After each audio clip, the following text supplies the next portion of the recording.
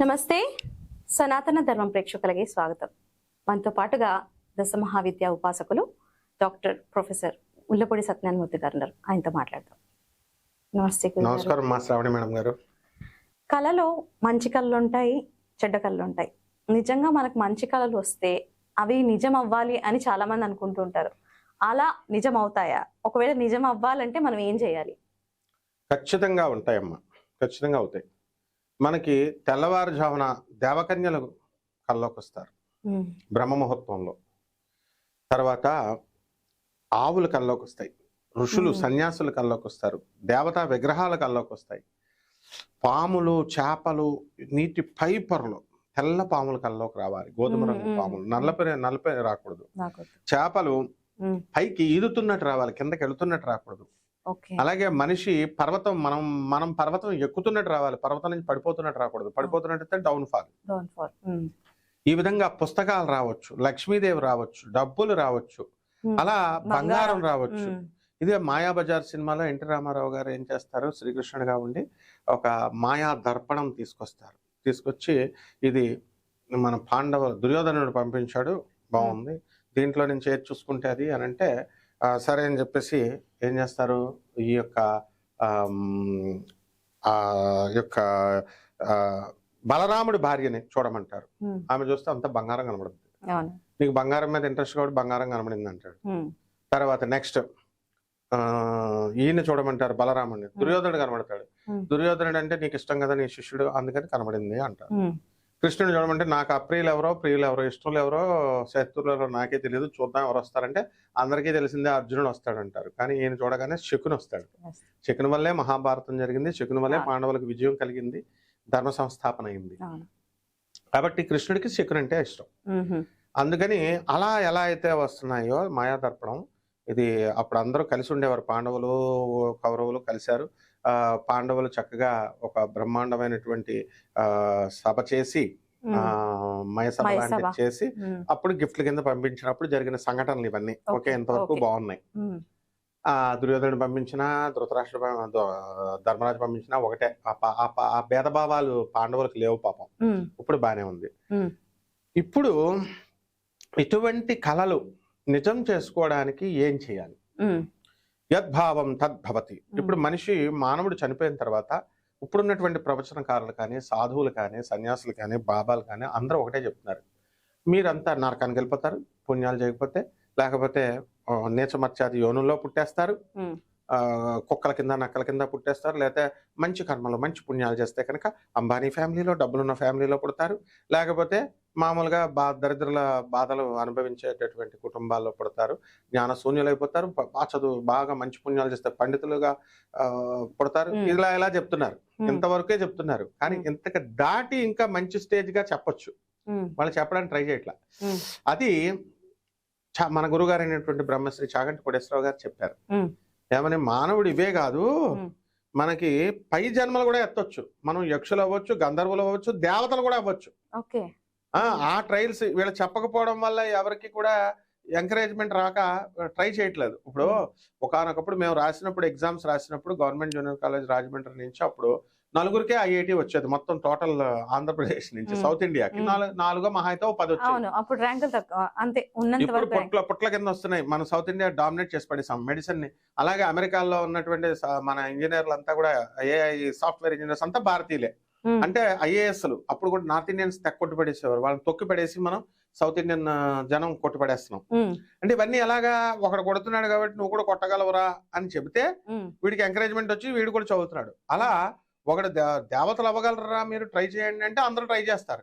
అసలు మీరు దేవతలు అవ్వలేరు, మీరు ఎంతసేపు రాక్షసులు అయిపోతారు, భూతాలు అయిపోతారు, ప్రేతాలు అయిపోతారు, లేదా కుక్కలు అవుతారు, నక్కలు అవుతారు, పిల్లలు అవుతారు. ఇక్కడ దాకా ఆగిపోతుంది మైండ్. అందువల్ల మనం అయ్యే ఆలోచిస్తున్నాం, నిజంగానే అయ్యే అయిపోతున్నాం. మైండ్ ని ఎక్స్పాండ్ చేసుకోవాలి. బ్రాడ్ ఎక్స్పాన్షన్ ఆఫ్ మైండ్ చేసుకుంటే మనం దేవతలు అవ్వచ్చు. పుణ్యాలన్నీ కూడా ఎక్కువగా మనం చేసుకున్నట్లయితే మనము స్వర్గంలోకి వెళ్ళి అక్కడ పుణ్యం అయిపోయిన తర్వాత గెట్ అవుట్స్ అని చెప్పి ఇంద్రుడు మనల్ని పంపించేస్తాడు. పాపాలు ఎక్కువ చేస్తే నరకంలో ఉంచి నరక బాధలన్నీ అనుభవించిన తర్వాత ఈ జన్మలు ఇస్తాడు కదా. అసలు పాపాలు పుణ్యాలు మిక్స్ చేస్తేనే మనకి మానవ జన్మ వస్తుంది. అదే టోటల్ పుణ్యం చేస్తే దేవతా జన్మ వచ్చేస్తుంది. అది అసంభవం. కాబట్టి ప్రాక్టీస్ చేయాలా.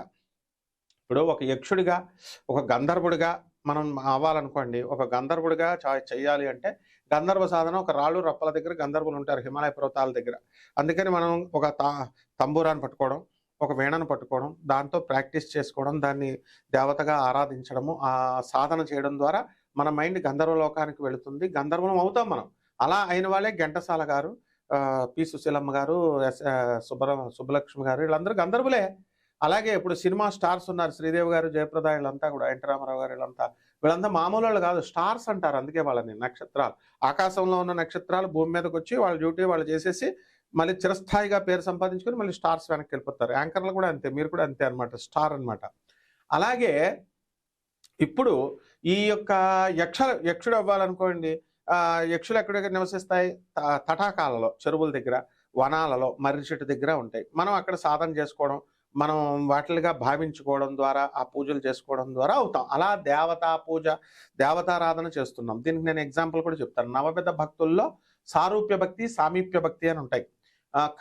కాశీకి రాజు అదంతా అయిపోయిన తర్వాత పొండరీక రాజు అని ఉంటాడు. పొండరీక రాజు వాసుదేవుడు తనకు తానే, నేనే పొండరీకుడిని, కృష్ణుడిని, నేనే వాసుదేవుడిని, ఆ ఒరిజినల్ కృష్ణుడు దొంగోడు, నేనే ఒరిజినల్ అనేసి వెల్డింగ్ షాప్లోకి వెళ్ళి సుదర్శన చక్రం ఇనపది తయారు చేయించేసుకుంటాడు. ఇది పెద్ద సుదర్శన చక్రం, పెద్ద గద తయారు చేయించేసుకుంటాడు. కృష్ణుడి దగ్గర ఉంది కదా సుదర్శన చక్రం, ఇలా తీస్తాడు అని తీసేసి, నేనే, ఇదిగో నా దగ్గర గద ఉంది, నా దగ్గర శంఖ చక్రములు ఉన్నాయని అందరినీ, భక్తులందరినీ భేదిస్తున్నాడు. పిచ్చోడు పోన్లే అని కృష్ణుడు వదిలేశాడు అనుకున్నాడని.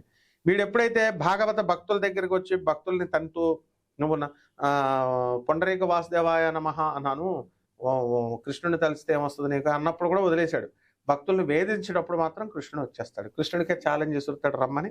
కృష్ణుడు వస్తాడు. రాగానే వీడేమనుకుంటాడు, ఇంత పెద్ద వెల్డింగ్ షాప్లో తయారు చేయించాను కదా, ఇంత కదా కృష్ణుడి మీద వేసేద్దాం, కృష్ణుడు పచ్చడి అయిపోతాడని కృష్ణుడి మీద వేస్తాడు. అదెంత బచ్చాది, కృష్ణుడికి పగిలిపోతే అయ్యో ఇంటి ఇలా అయిపోయింది అనుకుంటాడు. సుదర్శన చక్రం అలాగే అయిపోద్ది.